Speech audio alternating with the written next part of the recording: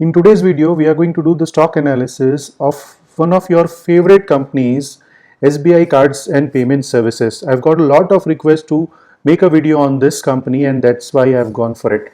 Before we begin, please do subscribe to my channel and hit the join button because we are doing a lot of stock specific and market specific live analysis in our community. And do watch this video till the end because I'm sure at the end of this video you will be able to take the right decision and decide whether you should be investing in this stock or not.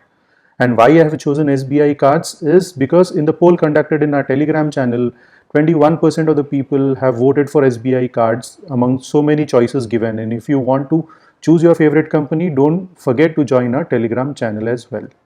So let's begin. SBI cards aims to be the digital currency of India. It's an NBFC, it's not a bank, it's an NBFC company established in 1998, and it's India's second largest credit card issuer after HDFC Bank. It is the largest pure play credit card issuer, and it's a subsidiary of SBI with 21 plus years in operation. It has 3967 plus employees and 148 sourcing locations across the country. Around 18.3% of the cards in force in the market belong to SBI cards, so it holds a very large chunk of market share, and about 17.9% of the total money spent on credit cards is the SBI card share. So you can see that a major chunk of the market is dominated by SBI cards. Let's discuss the history of this company. It was started as SBI Cards and Payment Services Private Limited in 1998 by SBI and GE Capital. In 2017, SBI and Carlyle Group acquired GE Capital's share, and SBI's stake went up to 74% and Carlyle's stake became 26%. In 2019, this got converted into a public limited company, and in 2020, it became the first pure play card issuer to be listed on the stock exchange. Let's talk about the management of the company. The chairman of the company is Mr. Rajneesh Kumar. He is Masters in Physics, chairman of Central Board of SBI, and he's the past managing director and CEO of SBI Capital.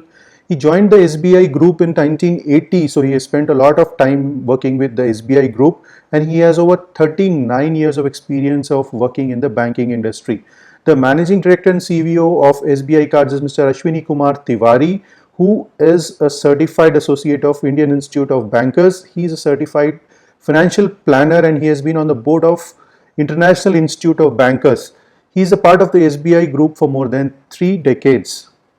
Now, what are the milestones of this company? In 1998, when it started, it entered into the credit card space. In 1999, just in 1 year, it reached a milestone of 1 lakh cards issued. In 2002, it reached 10 lakh cards issued club. In 2005, 20 lakh cards issued. 2006, it became the second largest credit card issuer in the country. And in 2010 to 12, it launched several cards like SBI Platinum chip-based EMV cards and SBI Signature cards. In fact, all throughout its journey, it has been launching different types of cards in the market. In 2013, it entered the 30 lakh cards club. In 2018, it entered the 70 lakh card clubs. In 2019, it crossed 100 lakhs cards. In 2020, it got listed on the stock exchange as we have discussed. So you can see that the journey has been quite robust, quite quick, and the growth has been very impressive. Now let's understand the business model in simple language. Normally whenever a credit card transaction is entered, there are several parties in that transaction. The one party is the credit card holder, the second party is the merchant from which you are buying something, third party is the issuing bank who issues the credit card to the customer, the fourth party is the acquiring bank with whom the merchant has a partnership and the merchant has taken an account or a machine, a credit card machine. The fifth party is a payment network which is like Visa, MasterCard or RuPay, through which the transaction is routed, and this acts as an intermediary between the two banks and connects the transaction between the two banks. So there are 5 parties normally to the transaction. So the money which SBI card earns in this 5 parties, SBI cards plays the role of the issuing bank as it issues the credit card to the customer.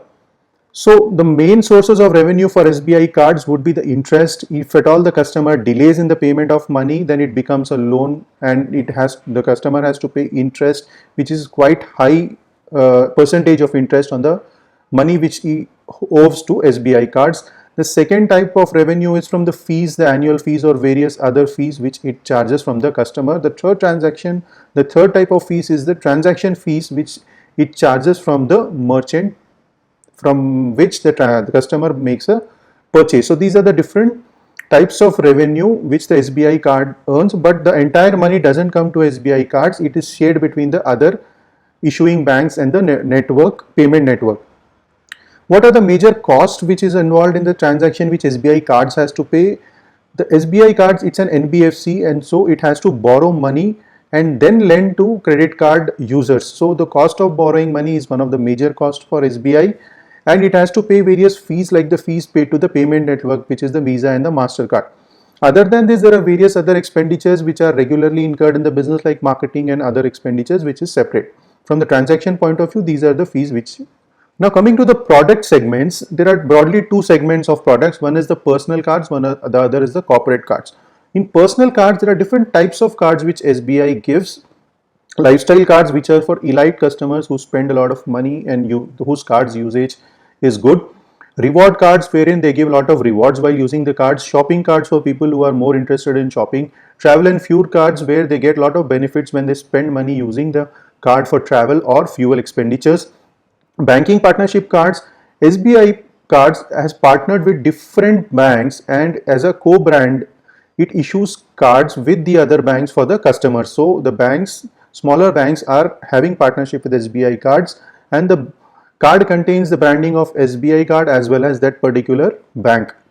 Business cards for non-corporate businesses like sole proprietorship businesses. Coming to the corporate cards, the normal corporate cards is issued, and then the central travel cards for travel expenditures of companies, utility cards for paying small expenditures of the corporates, and corporate purchase cards for all the other expenditures which a company does. Company virtual cards is another type of card in the corporate segment. So broadly, there are two segments of the cards. Now let's understand the market and the industry of the credit cards in India.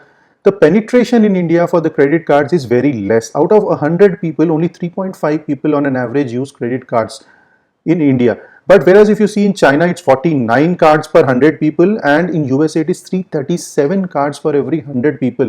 So you see that the other countries have so much excess usage of credit cards, whereas in India it is too less. So this shows that the market is under penetrated and there is a lot of scope in growth. The consumption levels are increasing day by day, which will increase the usage of the cards. People are changing their mindset from a traditional savings mindset to spending mindset. Modernization will lead to use of cards. E-commerce boom will increase the usage of cards, as e-commerce industry is going at a CAGR of about 23 to 28% year on year. The disposable incomes of people are increasing. The working population is increasing, which we see that the people who are into jobs use the cards more. The youth are the people who use the cards a lot, and the aspirational youth population in India is increasing. More people are shifting from cash payments to digital payments, and urbanization is also leading to maximum usage of cards. And due to COVID, people are fearful in using cash, and that is also one reason why the cards usage has increased. One advantage people feel when they use credit cards is they get interest-free credit for about 40 or 50 days in different types of cards.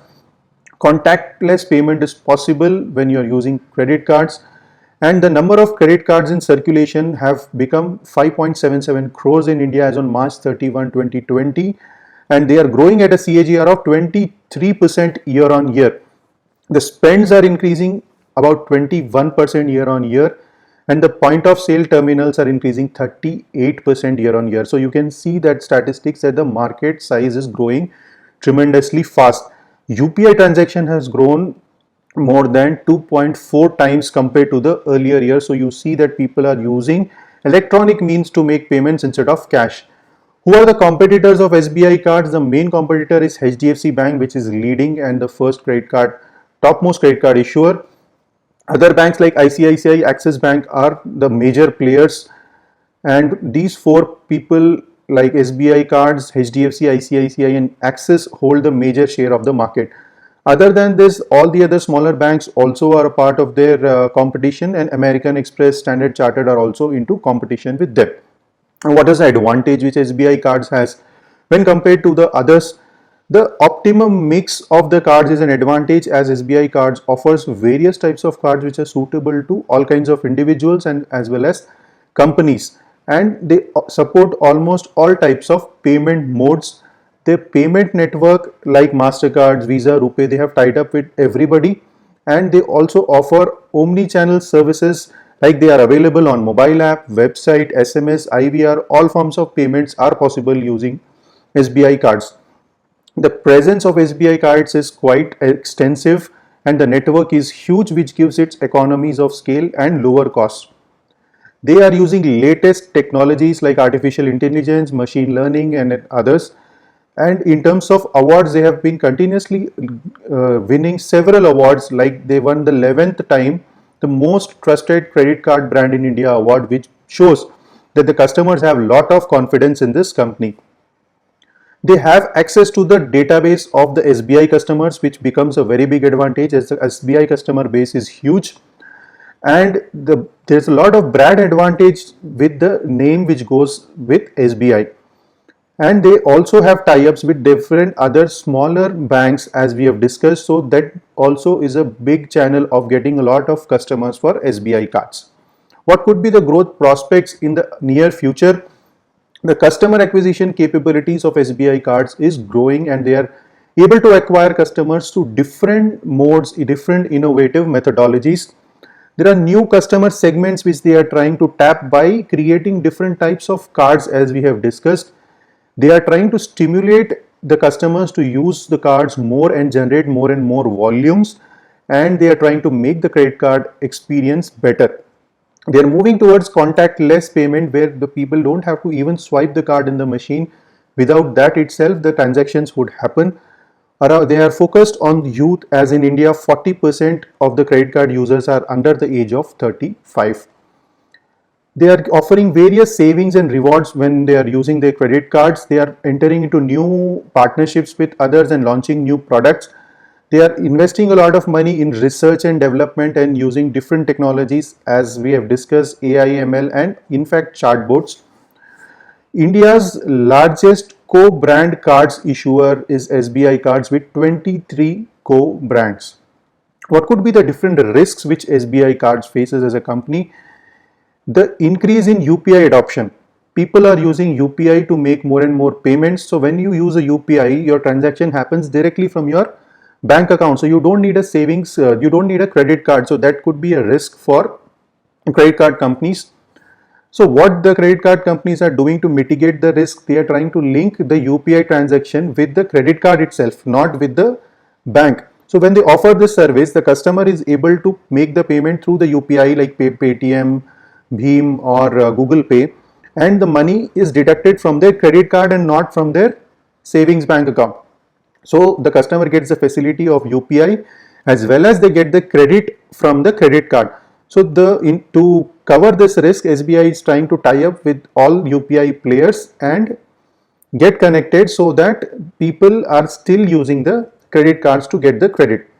Digital lending is happening as people are getting small pre-approved loans. So people are not using credit cards and using those kind of loans to buy products and later using their savings to repay those loans. So this is becoming a risk to the credit cards. People take credit cards from several companies, and that becomes a risk to the companies because exposure of the user increases a lot and later he is unable to repay the credit. Cybersecurity threats are important for this company and they have to focus on that. There could be a credit risk, there could be liquidity risk if the people fail to pay the money to them. And of course, there are regulatory risks because this is a very regulated company, a very regulated sector by RBI and various other authorities. Now, to understand whether the people are happy with SBI cards or not, we have conducted a small survey where we have taken direct feedback from people who are using SBI cards. So about 20 to 30 people responded to us and the response we have got is good. So this gives us a outlook that on ground reality, people are happy with the product and the service of SBI cards.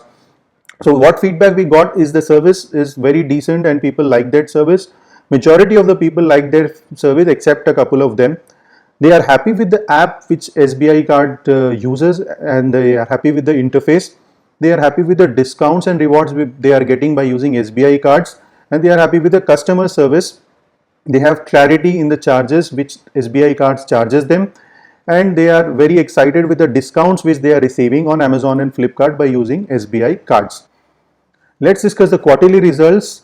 The recent quarter, September 2021, the revenue is up by 5% to 2413 crores. Profit is down by 46% to 206 crores. When I heard the earnings call, I got to know that the major fall in the profit is due to the COVID provisions which they have created. If we see the last 5 years revenue, it is growing at a CAGR of about 39%, starting from financial year 16 to 2387 crores to 9276 crores in financial year 2020. Profit after tax is growing at a CAGR of 36% from 284 crores in financial year 16 to 1245 crores in financial year 20. The capital adequacy ratio is steadily growing from 18.6% to 22.4%, whereas from RBI the requirement is 15%. So you can see that it is well above the limit which is required. The cost to income ratio from financial year 18, 63.1% has come down to 56.6% in financial year 2020, which shows that they are able to manage their costs pretty well. The net interest margin in the last 3 years is maintained at around 16.6% in financial year 2020, which is pretty good. The cards in force are tremendously growing from financial year 2018, 62,58,000 to more than 1 crore 5,48,000 in financial year 2020. If you see the total spends, they have gone up from 76,490 crores in financial year 2018 to 1,30,915 crores in financial year 2020, which is a very good sign. The average spend per card, if you see in the last 3 years, it has gone down a little from 1,41,000 to 1,39,000, which is not very encouraging, as the average spend per card should be at least maintained, or it should be on the rise. The gross NPAs are coming down from 2.83% to 2.01%, which is again good. The 30-day active percentage, if we see, has gone down from 57% to 54.7%, which is again not a good sign. So if you see, overall the revenue is growing, the number of cards are increasing, but if you see the usage wise, the active cards as well as the average spend is going down, which does not give a good sign.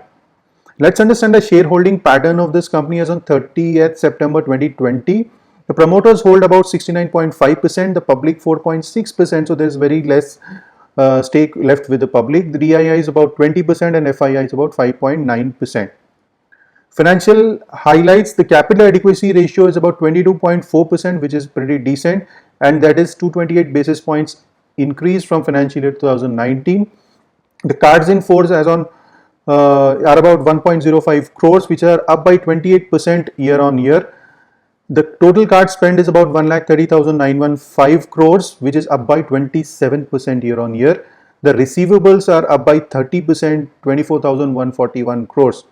The gross NPA has come down to 2.01% by 43 basis points when compared to previous year. The net NPAs have come down to 0.67% in financial year 2020. The moratorium will have an impact on this, and after the moratorium is released, there could be further increase in the NPAs, for which we have to be very cautious. The earning per share is about 13.35 rupees, which is up by 41.6%. And there is a change in equity compared to the earlier years because SBI Business Process Management Services Private Limited was amalgamated with SBI Cards, and they bought a fresh issue through IPO. Debt equity ratio is about 3.25, which is okay, as it needs to borrow money for lending to the credit card holders.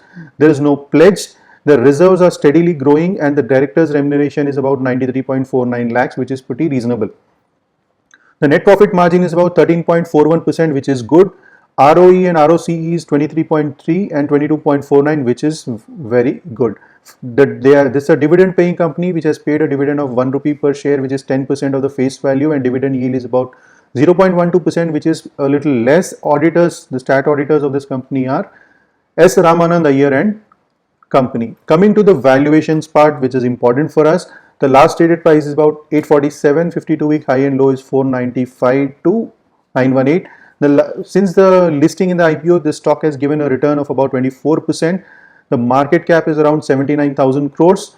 PE is about 71, which is increased due to the lower profits reported in the recent quarter result. Industry PE have taken for the other banks is about around 30.